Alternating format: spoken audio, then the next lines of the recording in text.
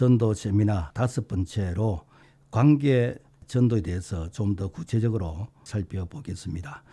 한 번은 교회 오는데 지속적으로 교회 올까? 지속적으로 교회 오기 위해서는 NCD 전도 방법에서 1단계 기도하고 2단계 관계를 세우고 3단계 초청하고 4단계 번식하라 라고 되어 있는데 지난번에 기도에 대한 중요성을 말씀드렸고 오늘은 관계에 대한 중요성을 조금 더 세밀하게 살펴보겠습니다. 관계는 복음이 건너가는 다리이다.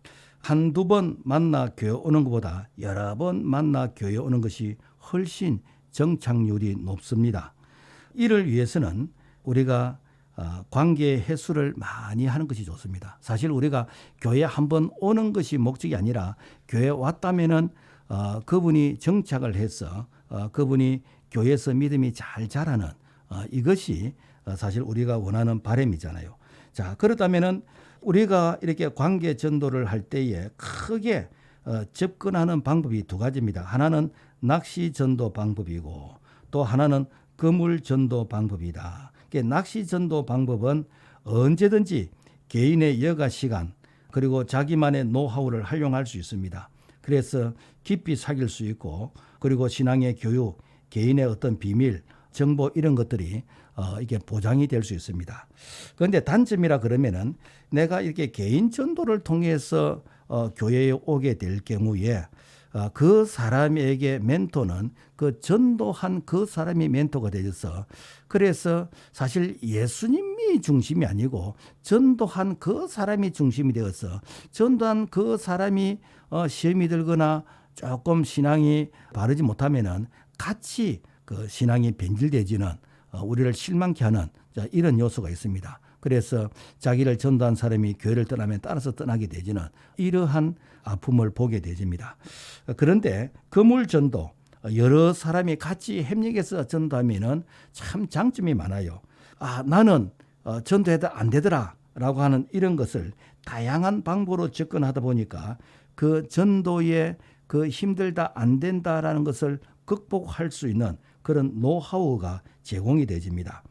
그리고 전도는 사실 영적 싸움이거든요. 그래서 영적 싸움에서 흔들리지 않게 되어지고 또 여러 사람이 은사에 가지고 접근하기 때문에 어떤 사람은 뭐 드라이버로서 접근하고 어떤 사람은 분위기 메이커로 접근하고 어떤 사람은 또 지갑을 열고 또 어떤 사람은 또 상담 위로를 해주고 그래서 한 사람을 전도하기 위해서 여러 사람이 애워사는 이런 부분들 이것이 사실 은사에 따라서 동참하는 모범인 것입니다.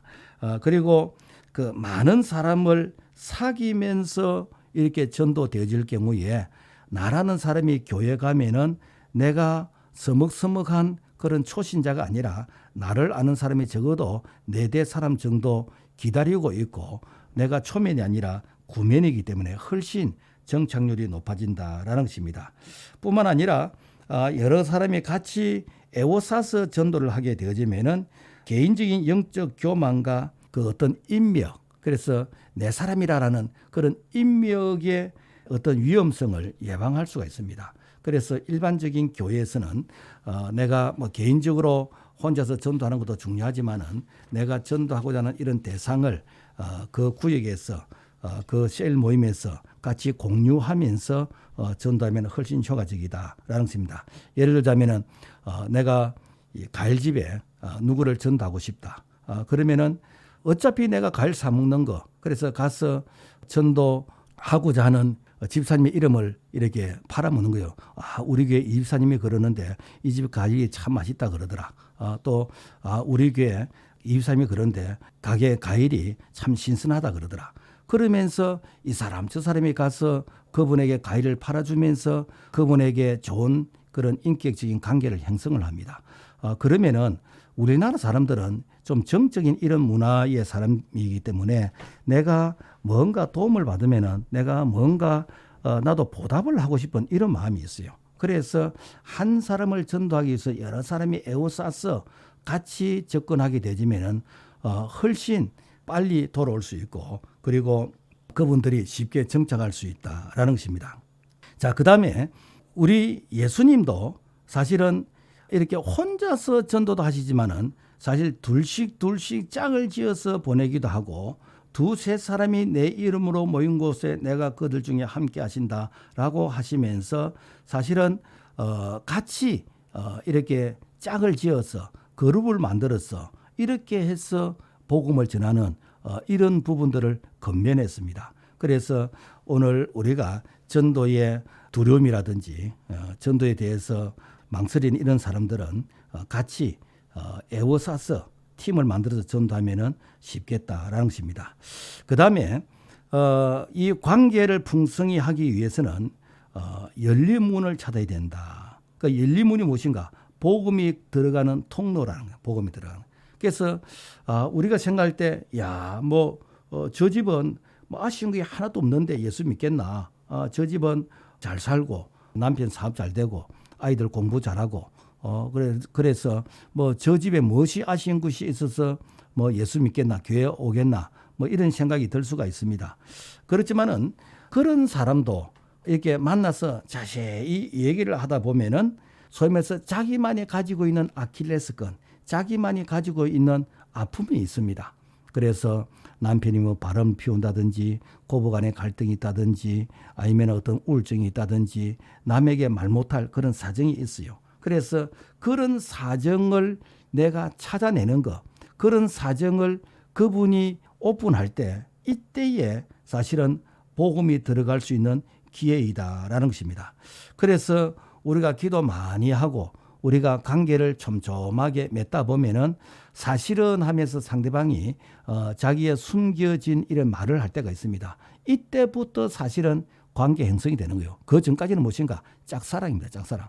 보통 일반적으로 사람들이 나는 관계 전도합니다라고 하면서 관계 전도를 자기 혼자서 이렇게 뭐 짝사랑은 이걸 관계 전도를 하는데 아닙니다. 관계는 소통입니다. 서로가 소통할 때 그래서 자기의 속 사정을 얘기하고 그 사정을 또 들어서 기도해주고 또 대안을 제시하고 이것이 바로 관계의 형성이고 그래서 성경에 보면은 다 보면은 이렇게 예수님을 따르는 자들이 그 당시에 잘 나가는 사람들이 예수님 따르는 게 아니에요. 그 당시에 뭐 종교 지도자들이나 정치 지도자나 이런 사람들은 예수님을 죽이려고 했지 그 사람들이 예수님을 따르지는 않았습니다. 그렇지만 예수님을 따르는 사람들이 어떤 사람입니까?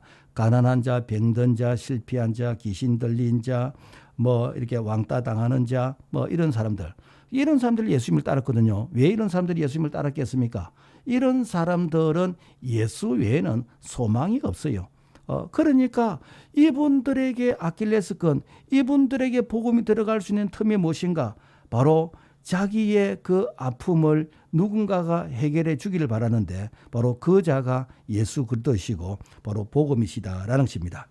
그래서 우리가 생활 속에서 그분의 아픔을 보거든 그 아픔을 통해서 이 복음이 들어갈 수 있도록 우리가 적극적으로 지원하고 도와주라라는 것입니다. 그래서 생활 속에서 어떤 위기, 뭐 부부의 위기, 뭐 신혼 생활의 위기, 뭐 가정의 어려움, 출산, 직장의 실직, 아니면 중병, 뭐 법정 소송 이런 부분이 있을 때 이럴 때는 참 마음이 약할 때거든요. 이럴 때는 누군가가 접근해 주면은 쉽게 마음을 열고 쉽게 내가 소통할 수 있습니다. 그래서 이럴 때는 내가 적극적으로 찾아가고 도와주는 게 참 필요합니다. 우리에게 어떤 한 분이 이 김해라는 이 지역이 전혀 일가 친척이 없는 그 낯선 그런 동네였어요. 그래서 내가 여기에서 이렇게 아는 사람도 없는데 쉽게 적응할 수 있을 것인가. 그런데 아기를 낳았어. 아기를 낳으니까 더 외로워. 더 외로워. 아는 사람도 없고. 이때 우리 교회 권사님 한 분이 이렇게 미역국을 끓여주고 그 다음에 빨로도 해주고 그야말로 친정 어머니 같은 그런 역할을 해줬어. 나중에 이분이 참 교회에서 신실한 일꾼이 되어져서 참 교회에서 충성하게 되어졌는데 그래서 필요를 보거든 채워주라. 필요를 보거든. 서울 여의도 순복음교회 조영기 목사님의 그 성장 그 스토리에 보니까 이런 얘기가 있더라고요. 성도들에게 필요를 보거든 채워주라. 그게 무엇인가? 바로 복음이 들어갈 수 있는 기회이다라는 것입니다. 그래서 도움을 안 받으려고 하는 것이 문제지 도와줄 수 있는 그런 기회가 있고 그 도움을 받는다는 것은 이거는 절반의 성공입니다. 그 우리나라는 정의 문화이기 때문에 사실 내가 뭔가 도움을 받고 내가 뭔가 인정을 받고 대접을 받으면 나도 보답하고 싶은 그런 마음이 들어요. 그래서 가능하면은 축하할 일들, 뭐 생일이나 기념일이나 결혼 승진, 취업, 졸업 막 이럴 때에 내가 선물도 주고 인사하는 게 참 좋고, 또 위로가 필요할 때 함께 시간도 좀 보내주고, 뭐 요즘 병 간호가 이렇게 외부인들이 함부로 잘 못 가게 하고 그럽니다만은 할 수만 있으면은 옆에서 같이 좀 시간도 보내주고, 그리고 참 어려움을 당했으면은 같이 위로자 상담자가 되어주고, 이런 부분들. 그리고 기회가 되어지면은 같이 음식도 나누고 뭐 영화도 보고 여행도 좀 즐기고. 우리 교회 장로님 한 분은 그 낚시배를 하는데, 그 낚시배를 한번 타고 오면은 전도 대상자들이 예수를 믿고 이게 교회를 오게 되지요. 왜 그런가? 낚시배를 딱 타면은 뭐 밖에 도망 못 가잖아요. 그 낚시배 안에서는 돌아올 때까지 같이 이제 이해하고 시간을 보내야 되는데, 뭐 그런 가운데서 참 복음도 전하게 되는 것이고, 그리고 서로 이렇게 좋은 이런 이제 관계를 이렇게 유지하다 보니까, 와, 예수 믿는 사람들 이렇게 괜찮네, 이제 이런 생각을 하게 되는 것입니다. 자, 그래서 한 영혼을 구원할 때 해산의 수고 같은 그런 사랑의 수고가 필요하다라는 것입니다. 그리고는 이제 이분들을 초청하는데, 이분들을 초청할 때에 우리는 꼭 교회를 초청해야 된다고 이렇게 생각합니다.